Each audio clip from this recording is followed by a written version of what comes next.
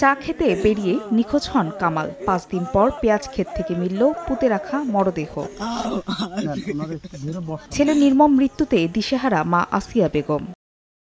গত 30 ডিসেম্বর বিকেলে বাজারে চা খেতে যাওয়ার কথা বলে বাড়ি থেকে বের হন কামাল মৃধা। এরপর থেকে আর হদিস মেলেনি তার। বন্ধ ছিল মোবাইলও। শনিবার সকালে নগরকান্দা থানায় সাধারণ ডায়েরি করে পরিবারের সদস্যরা। বিকেল থেকেই কামালের সন্ধানে অভিযান শুরু করে পুলিশ। কেউ হাতে সত্যভানা করে নাই, কেউ হাতে জঞ্জাল করে নাই, কেউ তামাইরা খায় নাই, দইরা খায় নাই, কিছু খায় নাই। এগুলো সঠিক তদন্ত করে সঠিক বিচার হোক, এটা আমরা চাই। 2 দিন না আসা পর্যন্ত বুধবারে তালাশ করি, ফোন নাম্বার বন্ধ। চারপাশ দিয়ে ঘুরে দেখার পরে এক জায়গা গর্তের দাগ পাওয়া যায়, নতুন মাটির দাগ।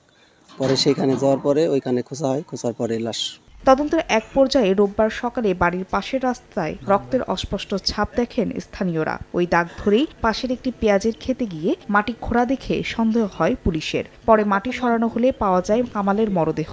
তাকে গলা কেটে পেঁয়াজের ক্ষেতের মধ্যে পুঁতে রাখা হয়েছিল। আমাদের তদন্ত অব্যাহত আছে।